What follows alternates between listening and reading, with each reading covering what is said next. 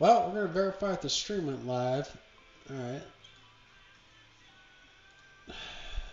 So it went live for Twitch. And it went live for Kick. Oh, nice. And YouTube, too. Dope. We're just going to do a short stream, to be honest.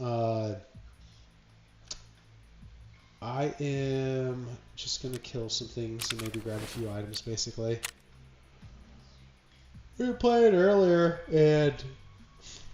Well, I have this one. Tarkov Shooter Part 8. But I would like to be able to do that in conjunction, I guess, with a Psycho Sniper.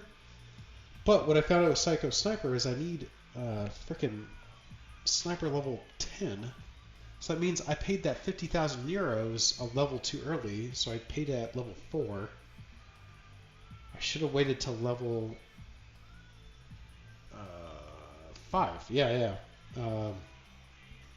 I must have misread some comments or whatever, because I think after I get done with Shooterborn, I think it gives you like 3 extra sniper levels, which would way surpass me past level 10, but yeah, now I've been having a grind 9 to 10, which isn't primarily what I'm doing. I'm just trying to do Shooterborn, so, but as I'm doing that, it'll progress through there. But it'd be nice, while I'm doing Shooterborn, I could also passively be doing, you know, Tarkov Shooter Part 8 plus Psycho Sniper, though.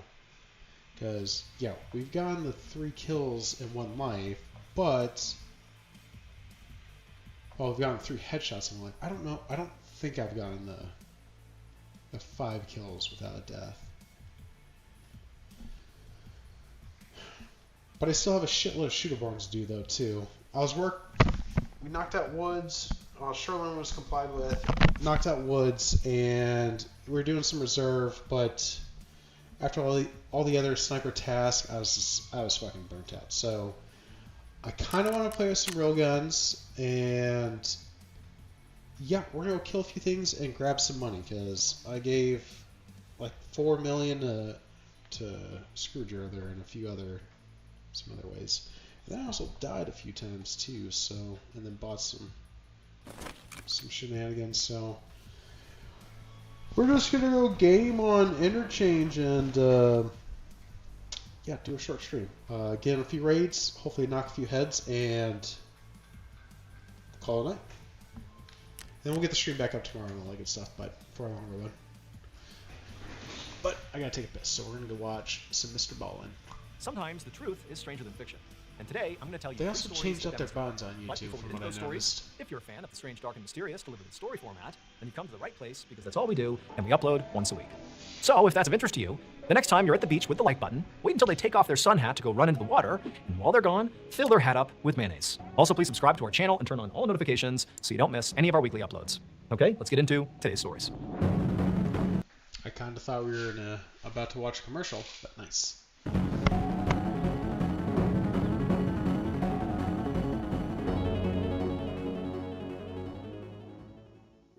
On the afternoon of June 29, 1934, a 37-year-old police officer named Captain Alan Falby pressed the throttle on his police motorcycle and sped down a street in El Paso, Texas. Captain Falby's motorcycle lights and sirens were on because he was chasing a speeding pickup truck down the road. But despite the fact that obviously Captain Falby was in pursuit of this person, they were not slowing down at all. So Captain Falby had been a police officer for 11 years, and he loved his job, he loved his motorcycle, and he hated when suspects got away. So he kept his hand on the throttle and kept chasing down the suspect, but suddenly the truck he was going after slammed on its brakes and swerved hard to the left. Falby tried to slow down, but it was too late. He slammed into the back of this truck, and then he and his bike went sliding across the asphalt for a few seconds, and the whole time, Falby is feeling his body getting totally scraped against the pavement, and the wind's getting knocked out of him. And then finally, when he came to a stop, he was splayed out in the middle of the road, and his motorcycle, his beloved motorcycle, was laying on top of him, pinning his legs under him. And this bike weighed like 500 pounds. And adding insult to injury here, as Falby is screaming out in pain because obviously horrible injuries have been sustained here, he looks down the road and he sees the truck he was chasing, who clearly knew he just wrecked behind them. They're not gonna stay and help. They just drove off protecting themselves. And so pretty quickly, Falby kind of assessed the situation he was in. He tried for a second to push this bike off of him, but not only could he not move it, every time he moved it just a little bit, Motherfucker. I think we're too late to be able to pull this kill. Well, actually, maybe not. Hold on. Oh, we might be able to catch it. Hold on.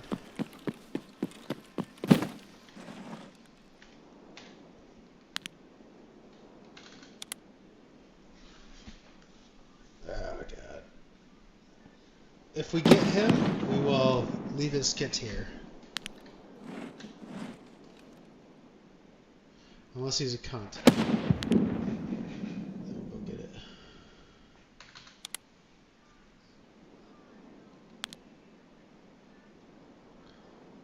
I got movement up to my top right.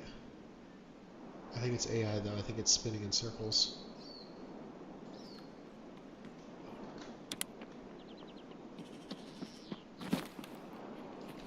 Me so sorry, dude!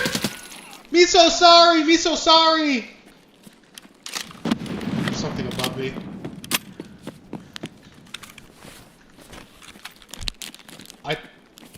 I think I told that young man I was sorry, right?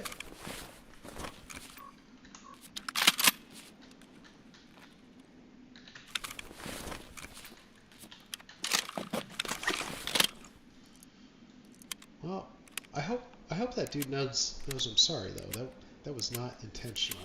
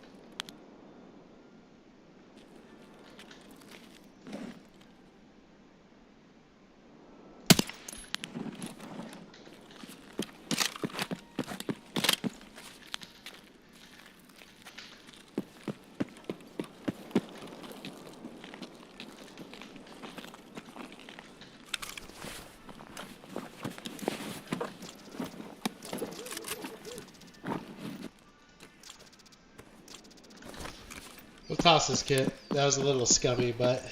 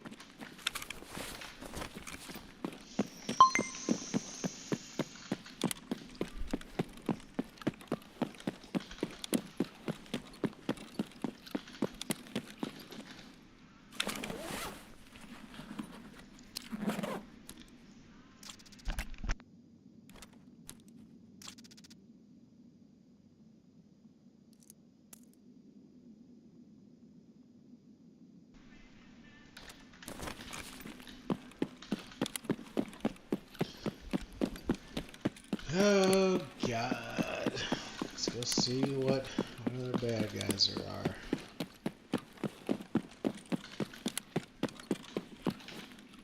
Holy fucking stutters, dude.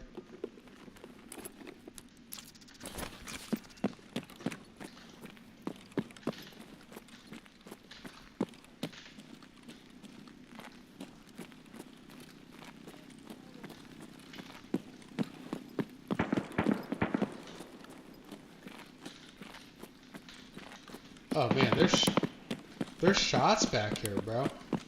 I'm pushing that. What the fuck? Where'd these dudes? That direction.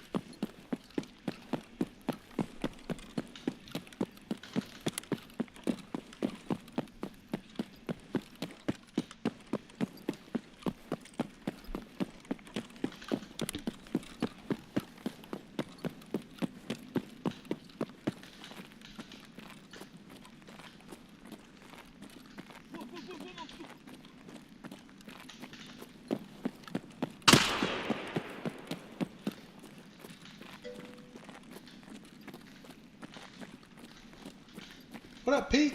Bro, I have been, meaning to download it, dude. So, yeah, I'm probably gonna play it this weekend, to be honest, dude. Bro, there were fucking shots out here, and I know the bad guys are somewhere out here, even though I just killed that dude over here.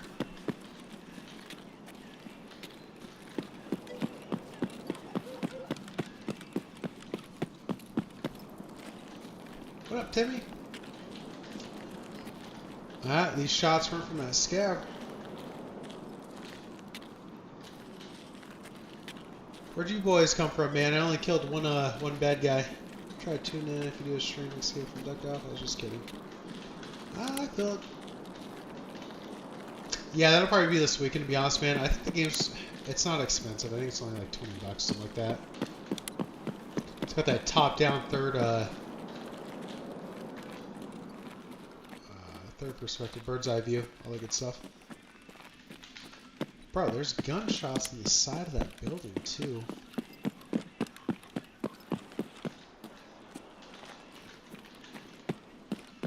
Make this worth my time.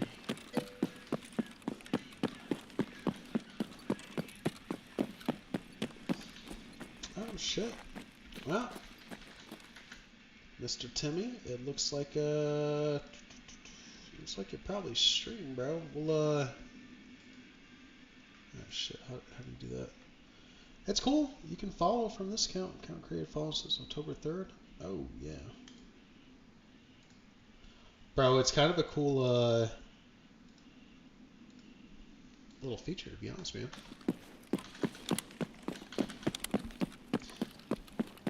Now, but Escape from Duck Off, though, man, I saw some videos on it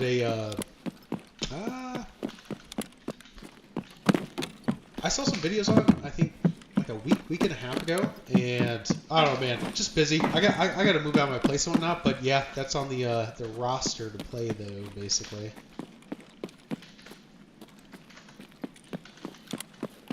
Have you guys been playing it or what? Is it actually pretty fun? I've been watching like some reviews on it and whatnot too, and just kind of tuning in to some folks that have been playing it and all that good stuff.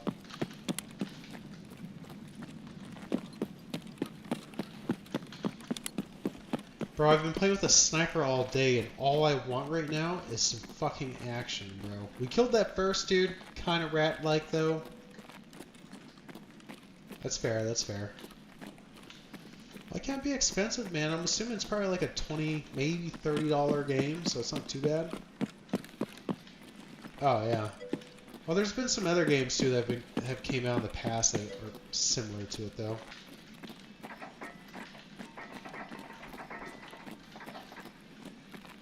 Oh, bro. I mean, well, fuck, dude. This week just started. I think it's Tuesday. I think tomorrow's Wednesday, so...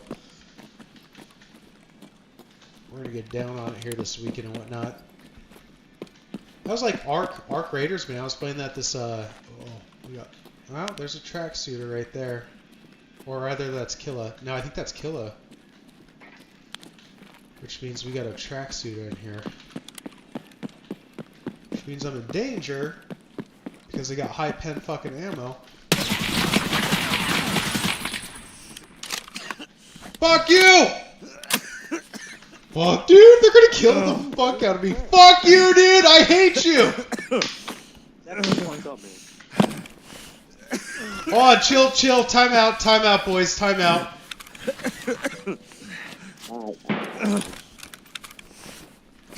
God damn! You guys are fucking Eiffel Towering me, man. That was unfair as fuck. You had to take it by surprise. You're going to make it fun. Did you guys end up killing Killer or what? What was it? Did you guys end up killing Killer or what?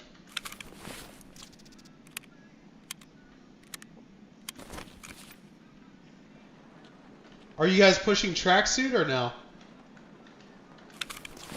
Oh wait, I can hear you now. Say it again. Yeah, are you guys pushing tracksuit or what? Did you guys catch that kill? It looks like someone killed him.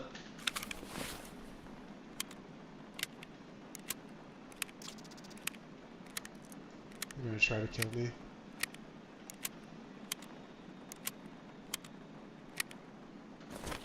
Where the body is? Where the body is?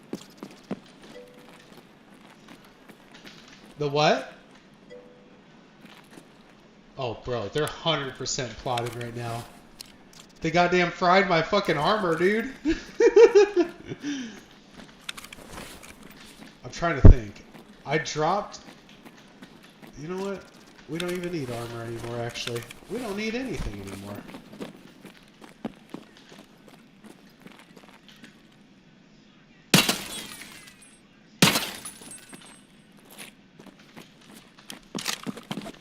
They're trying to rotate, dude.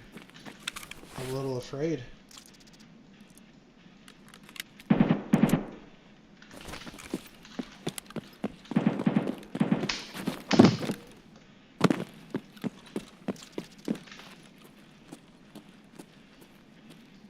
There's something inside of here, generic.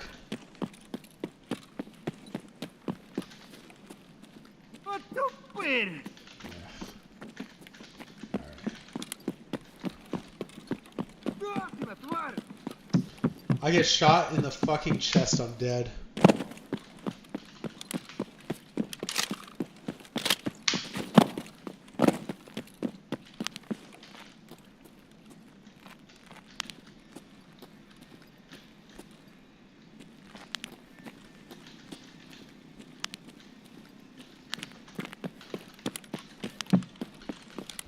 We're gonna go back to my kill and grab his armor. My chest is blacked out, and my armor is frickin' fried.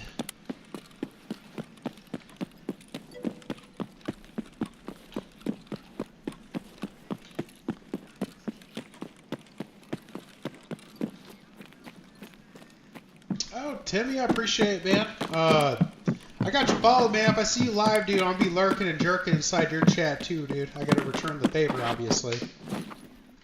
But good luck in ABI, though, man. It's been a minute since I played, but ABI is definitely a fun game, though. It's not exactly one-to-one to Tarkov, but it's pretty goddamn close, though. The game is fun, and it does some things on its own that Tarkov can definitely learn from.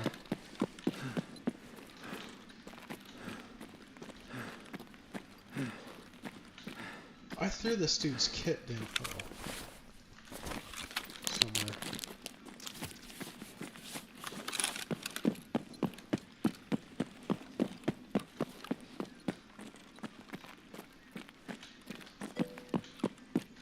Yeah, I'm loving it. I think Tarkov should have some ABI features, and ABI should add some... Oh, bro. If we could, like, combine them and make, like, a little baby fucking game out of the two of them, it would be ideal, to be honest. Without a doubt, man. Without a doubt. But yeah, good luck on the raids, though, man. This could be a baby stream for me, dude. I'm only going to be out for another hour or so.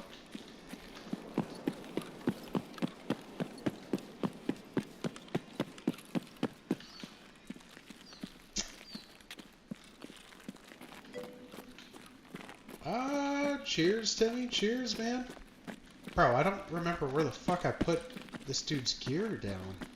He was a Timmy, but he had a class 5 armor, and now I kind of need it.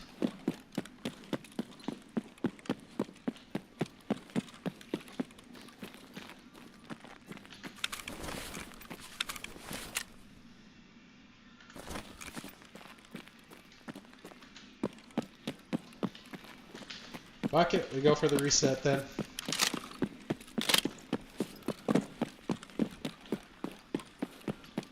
Oh, they killed Killa. They may be coming out here in a moment.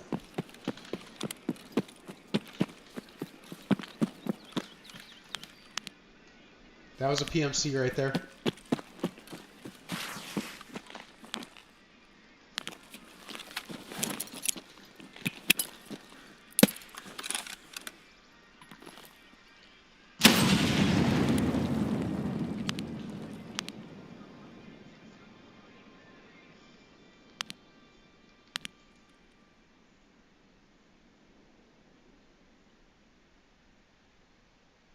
I should leave.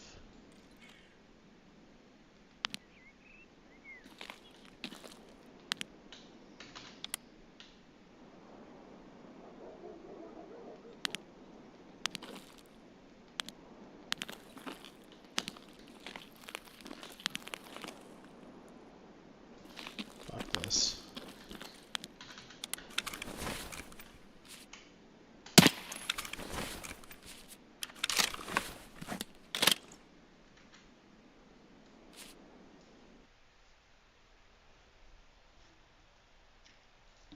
the weight would kind of come down even harder and a little bit more pointed on his legs, which were crushed, and he had this excruciating pain down there. And worse, he's looking underneath him and he's seeing this growing pool of blood. Clearly, he's sustained potentially life-threatening injuries here, and he's all alone. Like, there's nobody here to help him, and he's totally stuck. And so even though he began calling out for help, the reality was, if nobody came along soon, he was done for. And he found himself starting to panic. Luckily though, just then, two men from down the road came running up to Captain Falby.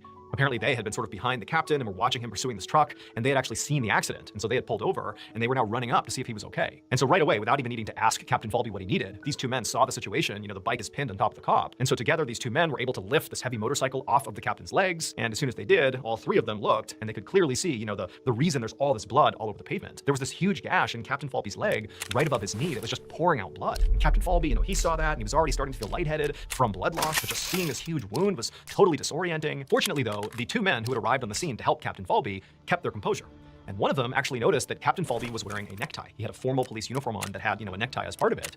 And he gently reached over and he told Captain Falby to relax, and he undid his necktie. Meanwhile, the other man, he ran over to the side of the road where this big tree was, and he got a stick, a pretty sturdy stick. And so the guy who undid the necktie, he tied it around Captain Falby's leg above the wound, basically cutting off circulation to that wound, a tourniquet. He tied it off, and then the other guy came back over with the stick, and he handed it to the guy with the necktie, and he took the stick and threaded it carefully through the necktie that was now wrapped around the captain's leg, and he began twisting the stick, wrapping up the fabric as he twisted it, which in turn mechanically tightened that tourniquet around the captain's leg, much tighter than you could do, without something mechanical. Like, this is somebody who clearly knew how to make a real tourniquet out of sort of everyday materials. And so they tie off this super tight tourniquet, they stop the bleeding, and it ultimately saves Captain Falby's life. In fact, by the time Captain Falby actually got brought to the hospital and they took off this DIY tourniquet and patched him up for real, the doctor would tell Captain Falby that, he was about 10 minutes away from death from blood loss. So had it not been for those two guys who showed up and made that tourniquet, he very likely would have died. 4 years later, on December 12th, 1938, Captain Falby was back at work.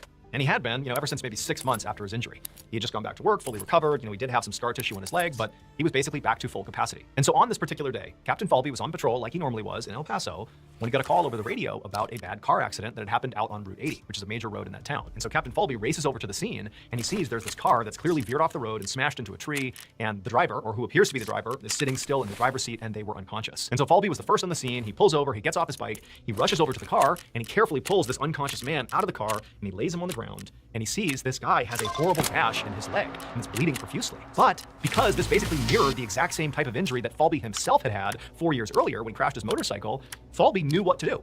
He didn't have, a issued tourniquet on hand, but he knew how to make one. He had a necktie, and there were sticks on the side of the road. So as quick as he could, he rushed over, grabbed a sturdy stick, took off his necktie, tied it around this man's leg, used the stick to tighten it up even further, and he cut off the bleeding to that wound. And so at this point, now that Captain Falby has realized that, okay, this guy appears to be stable now, he's not actively bleeding, he's clearly still breathing, albeit unconscious, but, it seems like he has a fighting chance here. And so he's waiting for paramedics to show up and take this guy to the hospital, and he's just sitting there, sort of, happy he was able to be here and save this guy, when he sort of looks at this guy, and he realizes something. The man he had just saved with his DIY tourniquet was literally the actual same guy who had saved Captain Falby with a DIY tourniquet 4 years earlier. Captain Falby had never even gotten the guy's name. They had not stayed in touch after his accident. They had gone separate ways. But now he's looking down at this man and he's realizing it's the same one. The guy's name was Alfred Smith, and he would make a full recovery.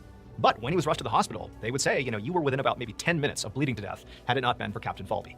So literally, this DIY tourniquet story played out almost exactly the same way with these two guys doing it to each other, but 4 years apart. Later on, Captain Falby and Alfred Smith would give an interview to Ripley's Believe It or Not to talk about the incredible coincidence that saved both their lives. And when the interviewer at some point congratulated Captain Falby on his heroic efforts, Falby simply stated, quote, "One good tourniquet deserves another." You see, Alfred Smith was the man who put the tourniquet around my leg and saved my life when my motorcycle hit that truck.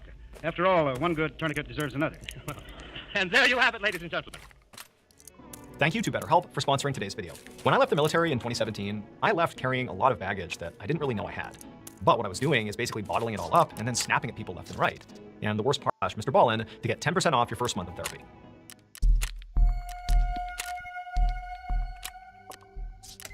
On the evening of December 16th, 1984, a 24-year-old electrical engineer named He Hao-ran walked through the courtyard of a pretty low-rent, seedy apartment complex in Hong Kong. He held hands with his longtime girlfriend, 23-year-old Jen Yu. The pair had just finished having dinner together at Hao-ran's apartment, which was part of this complex, but now he was walking his girlfriend across this courtyard to the other side of this complex, where her apartment was located. And so Hao-ran always walked Yu home, The pair had been together for a few years now. They'd actually met in college after a close mutual friend had introduced them, and ever since then, they had been inseparable. And so Howran was just sort of protective of Yu. And he felt like their neighborhood was not very safe, and so anytime, especially at night, when he knew his girlfriend would be sort of out and about in their neighborhood, he would walk with her to keep her safe. And so that's what he was doing tonight. Eventually, the couple reached the front door of the section of this complex that would lead up to Yu's apartment. And so the two walked in through the front door, and they made their way over to the building's elevator bank. There were 2 elevators. Howran reached over and pressed the up button, and then he and Yu just stood there and waited. And as they waited, they began to hear the familiar sound of one of the old elevator cars clanging its way down the elevator shaft. These were old and creaky and really kind of sketchy elevator cars that both Howran and Yu hated riding on. But Yu lived up on the 13th floor, and neither of them liked walking up that many steps, and so it was sort of like, the only other choice is to ride one of these elevator cars. And so eventually the car came down, the doors dinged, they opened up, and nobody was on the car, and so Howran and Yu stepped inside. They pressed 13, the doors rattled to a close, and they slowly began going up. And the whole time they're going up, neither of them spoke. It was just kind of like anxious anticipation that, hopefully this car will make it all the way up to the 13th floor. And so as they're moving up, they're hearing the car banging into the walls, and it's just so uncomfortable. But eventually they do reach the 13th floor, it dings, the doors open up, and both of them are so relieved when they step out of the car onto solid ground. And they make their way over to Yu's apartment, and the two, they give each other a hug and kiss and say they had a really nice time together. And then Yu, she retreats into her apartment, and Howran goes back down the hallway and presses the down button to go back down the elevator. And sure enough, a couple of seconds later, Howran heard the familiar sound of the elevator car shaking and banging against the shaft as it made its way up to him. There was a bell sound, the doors opened up, nobody was on the elevator car. Howran stepped inside, pressed the lobby button, turned around, and watched as the doors closed. And then slowly, he began to go down.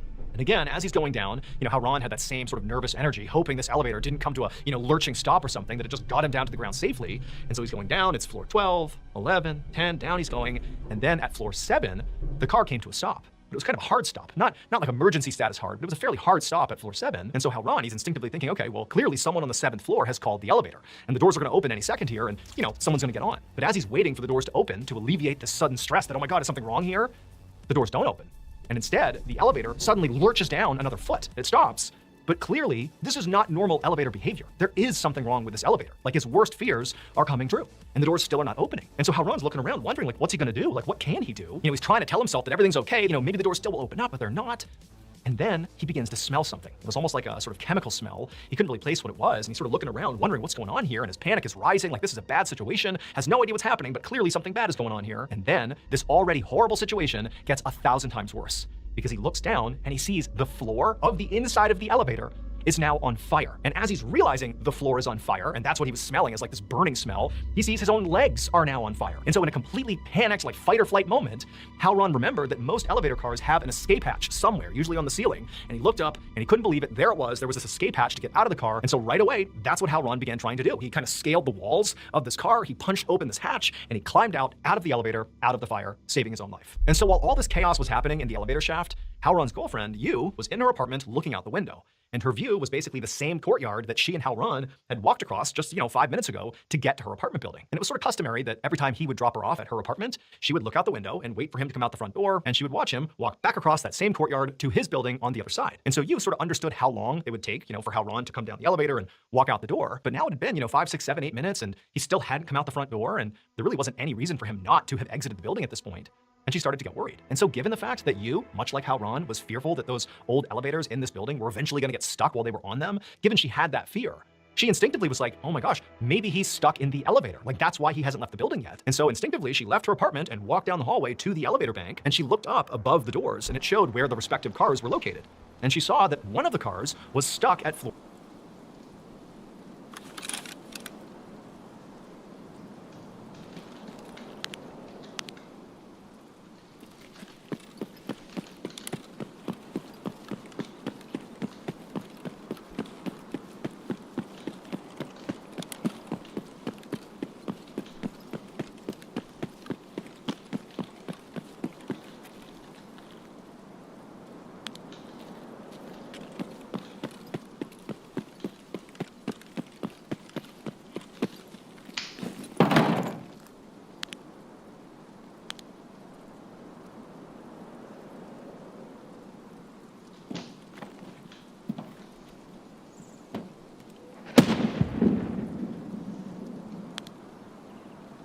Where the fuck did this guy go?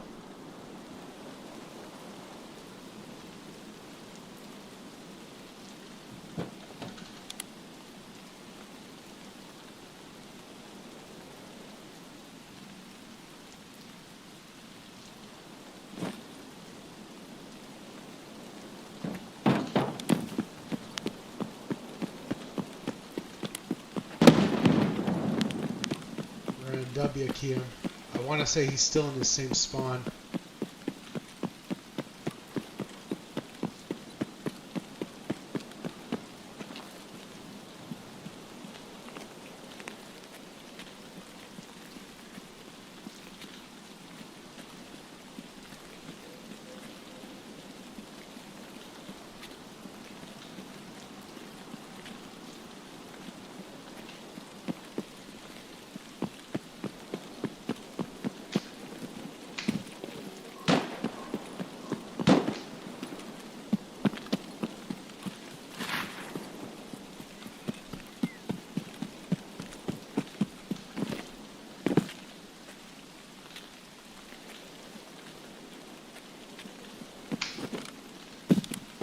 He ran this way, didn't he?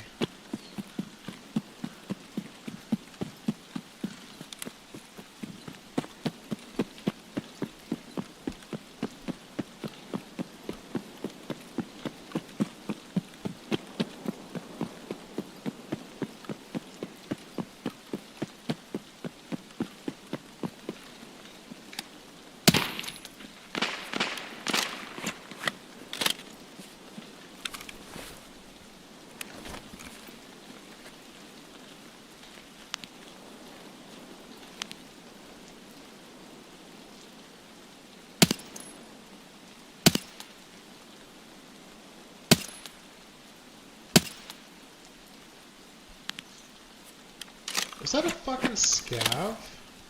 Let's see him all right on this.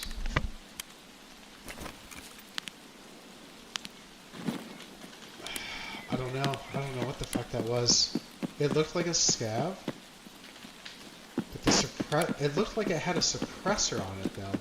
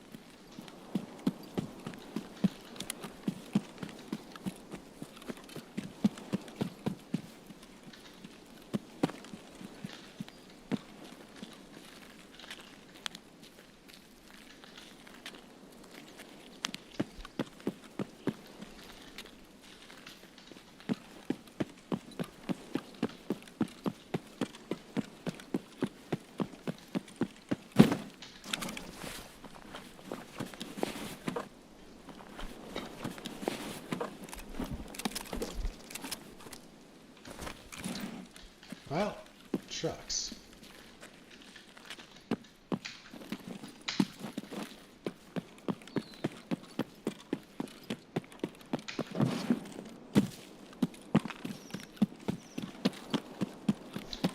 I don't know where the fuck. Oh. Someone is still alive.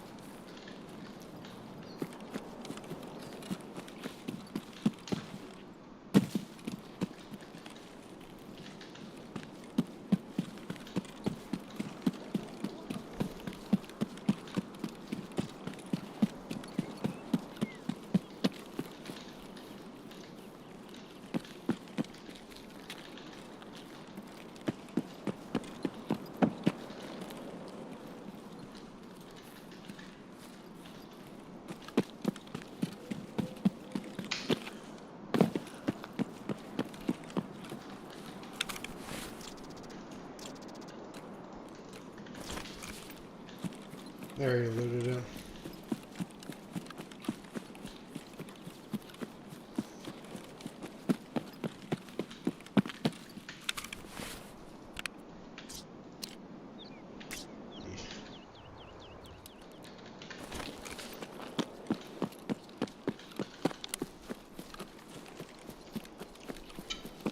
Dude's inside.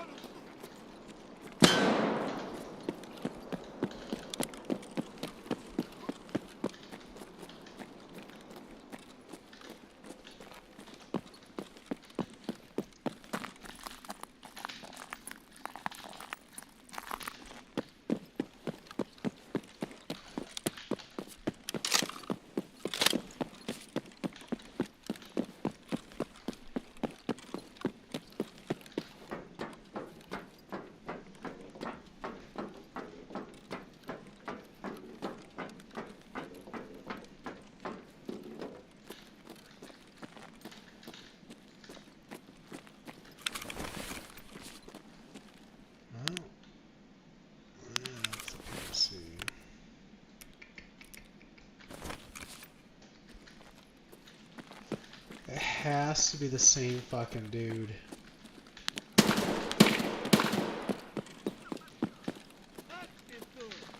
He went this way.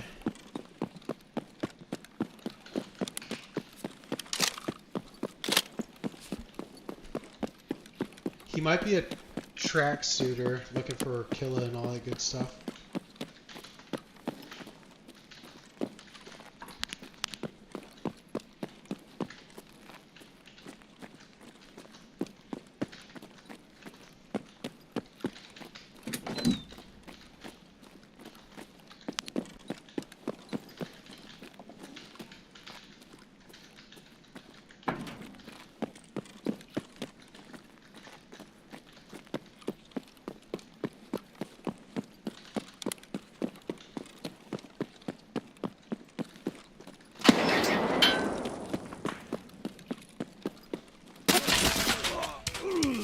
I'm not gonna lie, dude.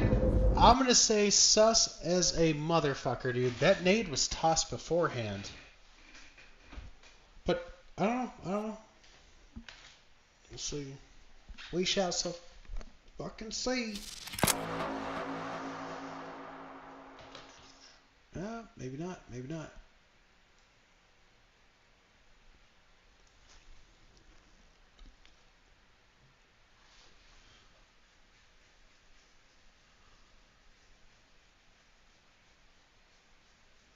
His stats look normal, though.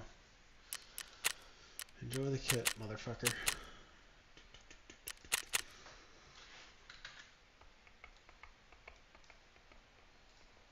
Floor 7, and it wasn't moving up or down. It didn't matter if she pressed the button, that car would not go up or down. The other car would, but not that car. And so it convinced her that Hal Ron has got to be trapped on that elevator car. He's stuck right there.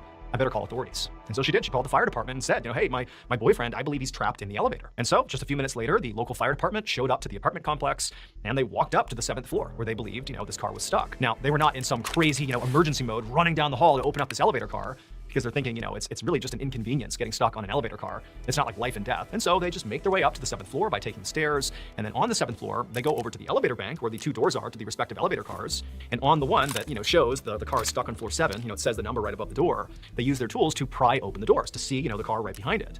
And once they pry it open, they do see the trapped elevator car, and it's not exactly where it's supposed to be. It's not sitting, right in front of the door. It's actually situated sort of below the 7th floor. They can basically only see the top of the elevator car. Like, this car has actually gotten stuck between the 7th floor and the 6th floor. But that in and of itself was not a huge thing. I mean, they could basically mechanically move this car up and down if they needed to, either up to the 7th or down to the 6th to get whoever was on the car out. What they noticed right away, though, which was the way bigger problem, is they smelled and saw smoke, and it was coming from this elevator car, the trapped car. And so the firefighters immediately go into, okay, we got to figure out where this fire is coming from. Is it coming from this elevator car? Is it somewhere down below at the bottom of the elevator shaft? Like, they don't know. But from their perspective, outside looking into the shaft, they could see that the hatch, the emergency hatch on this stopped elevator car was open because they can see the roof of this car. And they're thinking, okay, maybe the trapped guy is right in there and we can look down, grab him, pull him out, and deal with this fire. And so they go in, they're yelling out Halron's name, and they look down into this elevator car. They're literally on top looking through this hatch, and they see the carpet inside of this car is all charred and burned, and there's some smoke sort of sitting inside the car.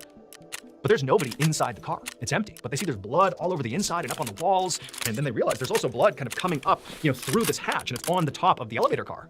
Clearly, whoever was in this car was badly hurt as they exited out the roof. But now the firefighters are wondering, like, well, where did he go?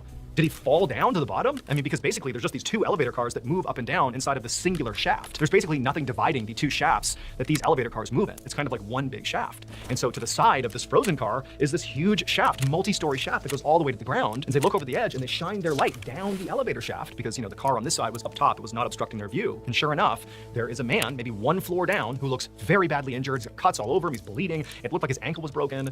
And he was sort of huddled on this very small platform, basically one floor below. At every floor, when you walk onto the elevator, when those doors open up, there's like, a 1 foot long little platform that extends into the shaft just enough that it meets the entrance to the car. So when the car opens up, you walk across this little platform into the elevator, the door's shut and it goes up or down.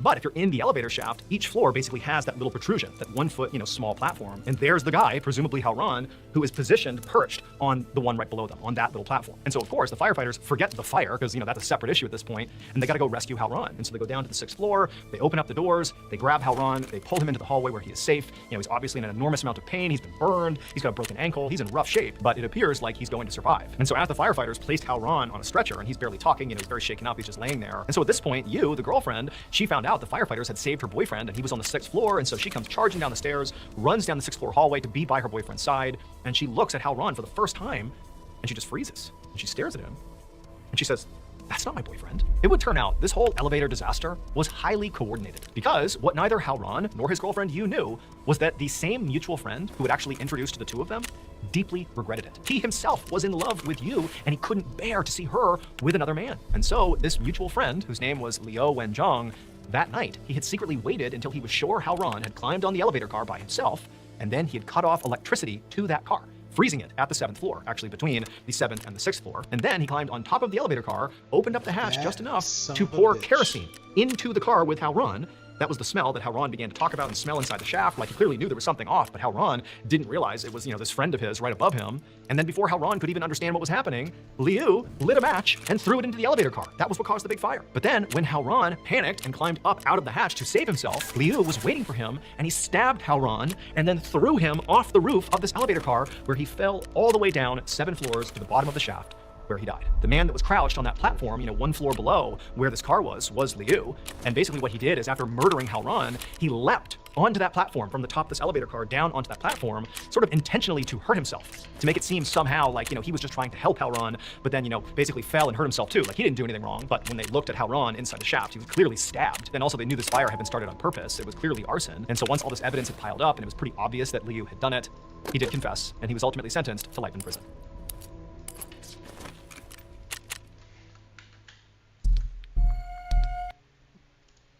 That was a jealous boy right there, dude. This next one is going to be kind of interesting, though. We're going to take the M60. We'll see how it works, to be honest, man. It's a good fucking... Oh, wait. What? I was going to see what the durability was. Alright, never mind. But, yeah, we're going to run this. Hopefully it goes well.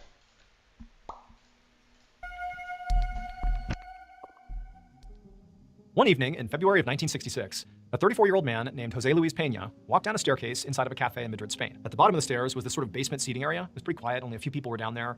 But Jose Luis, as soon as he was down there, he saw his friend, Fernando Sesma, had already found a booth on the other end of the seating area, and he was beckoning Jose Luis over. And so Jose Luis, who had come here to meet Fernando, eagerly walked over towards him. And then before he even sat down, Fernando, who was grinning ear to ear, he held up this envelope and showed Jose Luis, like, "I gotta tell you about this." So Jose Luis and Fernando were both members of a small club called Balenia Alegre.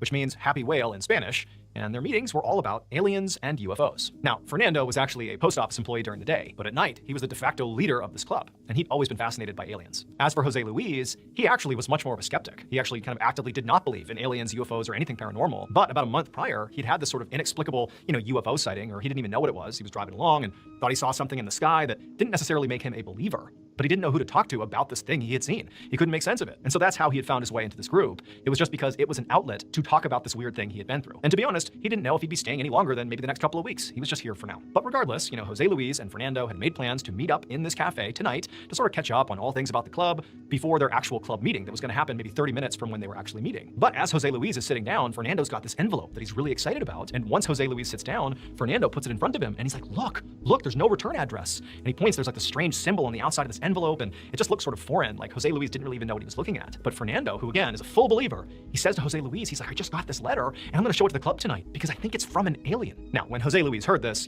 he was open to the idea of UFOs being a thing because again, he couldn't explain what happened to him, but he just felt like, give me a break. Like, what, an alien sent you a letter? Why? Why would they send you a letter? And he sort of said as much to Fernando, but Fernando, he was ready for this. Like, he knew Jose Luis was a skeptic and he knew he would cut this letter apart. But Fernando, he took the envelope back, before Jose Luis could say anything more about how fake this was, and he pulled out the letter inside.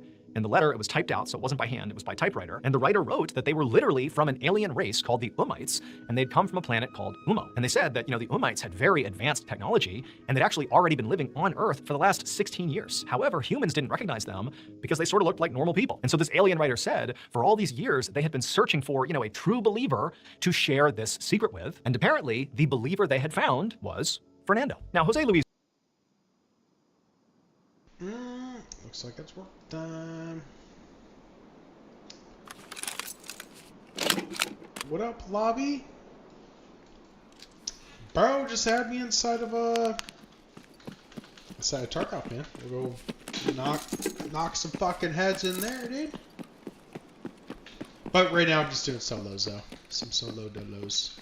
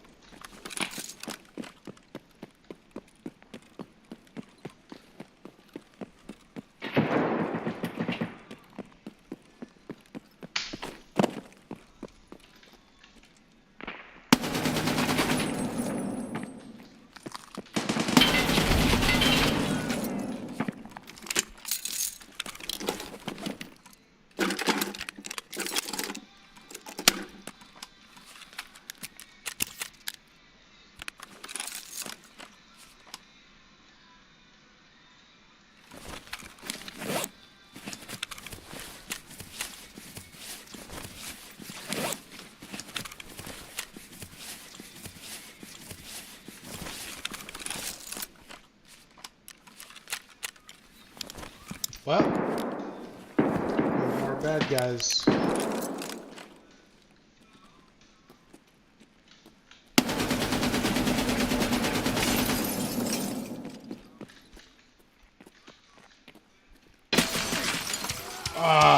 They're lucky, bro. They are lucky. They had multiple boyfriends.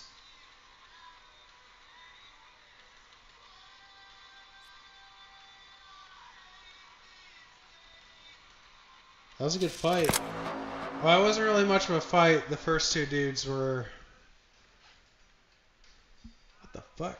The dude that killed me is not alive anymore?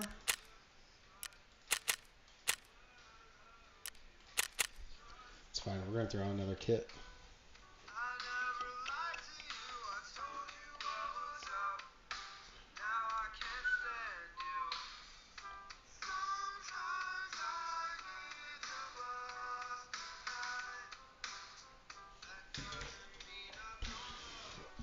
I don't even know what kit we're going to run next. We're going to throw something on. Probably not another M60 though. We'll find out what we want to play with.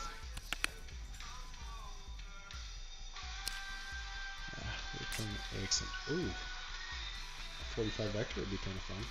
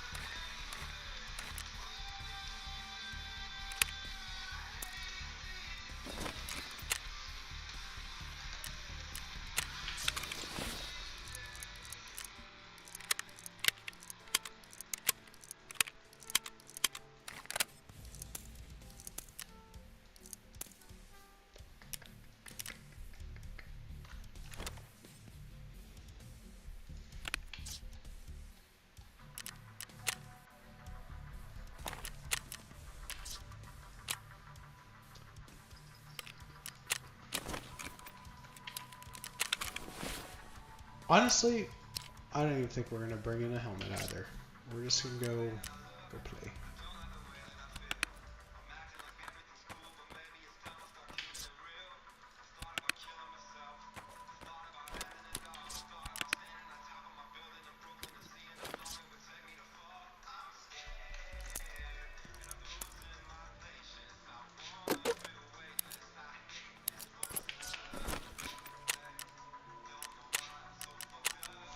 I don't even like this site either, dude. What's it called? The boss. Reflex. Not the greatest. We'll fuck with it though. I don't think it's that bad though. You could tell that Fernando was really excited, and so he sort of throttled back how much he sort of rained on his parade here, and he just let him have his moment and said, wow, that's really interesting. And then before long, the other members of their club came into this basement seating area inside this cafe, and as soon as they were all assembled, Fernando got up to the front of the room and he held up this envelope and he said, you won't believe it. I got this letter. It's from an alien race. They want to talk to me. Like, can you believe this? We finally have proof. The aliens are here. And unbelievably, as he says this, Jose Luis is looking out to get the reaction of the other folks in the club to see how invested they are, in this new revelation. And Jose Luis can't believe it when others in this club begin reaching into their bags and pulling out identical looking envelopes with these strange symbols on them. And they're like, we got these letters too. We just got them last night. We brought them here for this meeting. Can you believe it? And so the whole meeting was completely dominated by, talks of the Umite alien race and how, these letters have got to be legitimate. Like, this can't be a prank the way Jose Luis said it could be a prank. Like, this is going to be real. Who would want to prank us? We're just this little group that, investigates the paranormal. Like, why would anyone care about pranking us? And Jose Luis said to them, that's why, because you believe in the paranormal and they're playing into that. Like, you're the perfect target to be pranked. That's why this is likely happening. But pretty much the entire club disagreed with Jose Luis. And they reminded him, Fernando in particular, that he should recall the club's motto, which was to believe everything until proven otherwise. Basically, the whole group was demanding that Jose Luis keep an open mind, because this might be the exact moment most of them were all waiting for. A little over a year later, in June of 1967, and Jose Luis was back inside at that basement seating area of that cafe in Madrid, Spain. To this point, Jose Luis had continued attending these meetings of the Balena Alegre. He'd thought about leaving a couple of times, especially as this whole Umite fervor had really took hold inside the club. He didn't buy it, but he had stuck it out and continued attending meetings. But on this particular day, he was here for a very specific reason. It was because he had seen an article in the local newspaper that he knew the club would be really eager to see. So at this point, Fernando actually was writing a weekly column in the newspaper about the Umites, because shortly after getting that first letter and all the other members of the club getting those letters, he had written to the news, they had been really interested, and asked for weekly updates. And sure enough, over the past year, the club continued receiving these letters, Fernando included, from the Umites, whoever they were, and he would write these update columns. And really by this point, a year later, that column had become really popular in Madrid. And so people of Madrid were pretty invested in the Umites and, whatever was was happening with them. And also adding to the intrigue was these letters were no longer just arriving on the doorsteps of Belena Allegri members. They were arriving in front of random people's homes all over Madrid. Like random people were being contacted by, this alien race. Now, Jose Luis still very much believed that there is no way this could be real. Like this can't actually be aliens. But the Umites had basically become the only conversation topic in the club every time they met. Like it was all they ever talked about, and it increasingly felt like it was a lot of what Madrid talked about. I mean, this was a big deal at the time. But today, the reason Jose Luis had brought the newspaper to bring to the group was actually because, they had published something that even to Jose Luis was pretty unbelievable. It wasn't an article that Fernando had published. It was not, another recounting of another letter showing up. It was actually, this newspaper themselves covering what appeared to be a local UFO sighting. And apparently somebody had captured a photo of this, presumed UFO, and that photo had been published in the news. And wouldn't you know, on the outside of this alien craft was that same strange symbol that adorned the front of all the Umite letters that Fernando and the club members and all people of Madrid were getting from these Umites. It was the same symbol. And so it sort of felt like for the first time, it was not just, letters that could be fabricated and sent to the masses. It was like this vehicle that had shown up in Madrid that had that same symbol, like it had to be the Umites. Also, remember, it's 1967, and so faking photographs was very hard to do, at least, making something look convincing. And so that's why Jose Luis, he had brought this newspaper in to show the other members of this club to be like, you know what, I gotta say, this is pretty unbelievable. And, the reaction from the club was equally amazed. They had all already seen this photo. I mean, they are completely locked in on all things Umites. And so this photo was sort of like the centerpiece of that day's discussion. And Jose Luis found himself sort of admitting that, this is pretty unbelievable and I don't know what to make of it. But by the end of the meeting, Jose Luis still cautioned the group, like, look, I know this looks so real and it feels so real. I mean, I'm bringing this to you. I think this is pretty unbelievable. But there's just gotta be an angle here. Somebody has to be faking this. Like, there isn't a way that some alien species is doing this. This just doesn't feel real to me. But at this point, it was like everybody shut him down. They're like, hey, you brought this to us today. You're the one saying this is hard to deny. Like, this makes it feel real. And so at this point, forget your dissenting opinion. What we need to do as a group is take the news of the Umites and this photograph and all the letters and not just show it to the rest of Spain, but we need to show it to the whole world. And so sure enough, after that, Fernando began going on TV and insisting the Umites were real, which actually did cause mass panic across all of Spain. People couldn't explain the thousands of letters and that UFO photo, and so belief in the Umites really caught on. And while Fernando and seemingly the entire general public of Spain became increasingly radicalized, Jose Luis grew more isolated from his friends in Belena Allegri. And soon he quit attending meetings altogether. And then shortly after that, he began going on TV, but not to advocate for the belief in the Umites, but the opposite, to say, stop believing in this. There's no way this is real. But nobody really listened to him. The Umite story had really taken on a life of its own, and it was sort of beginning. All right, putting a little bit of work with the vector.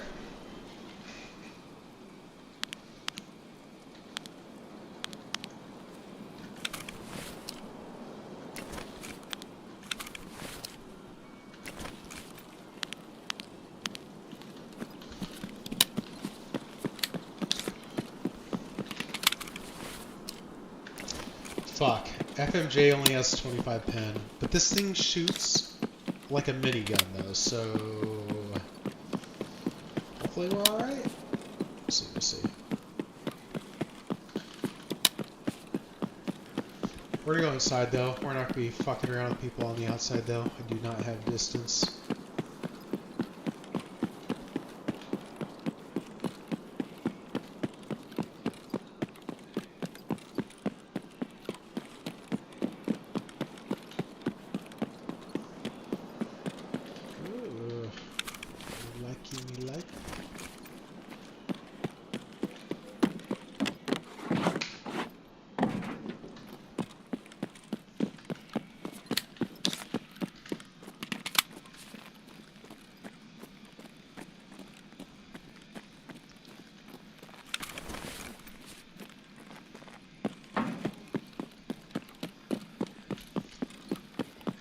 We're gonna see if I can pull a motor or two. Been losing a decent amount of money, so I gotta recoup somehow.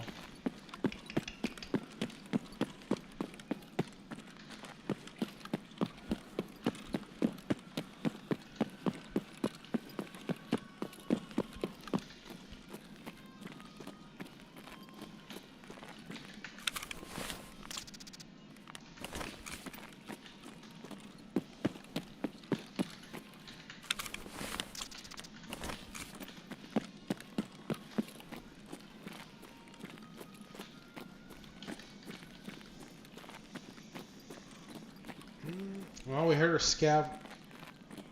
Oh, maybe we heard her scab back over here. Alright. Well, there could be bad guys up here.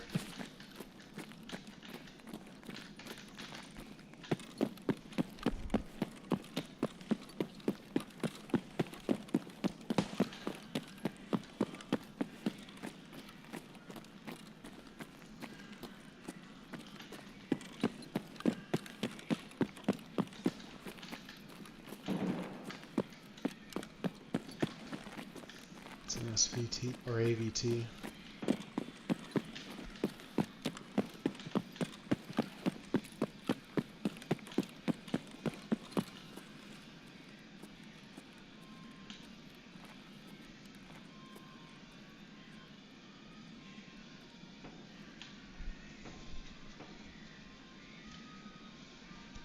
We're gonna sneak attack this person come up this stairwell.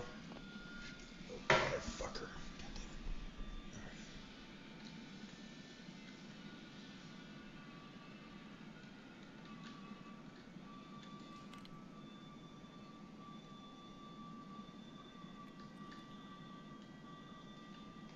Alright. Oh shit.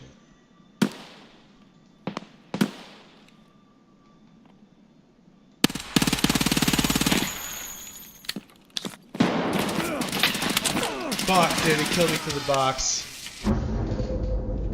Damn it.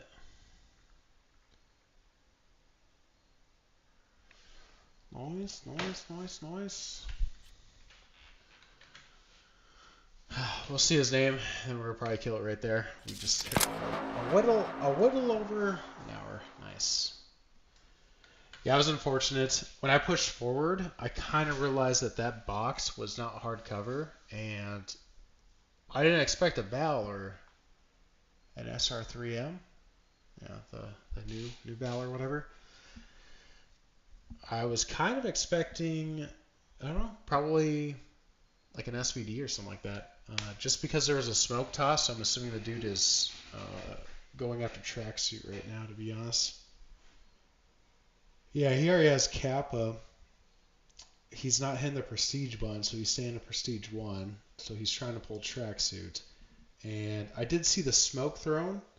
Initially, I thought the smoke was thrown from inside of Ollie towards Texo.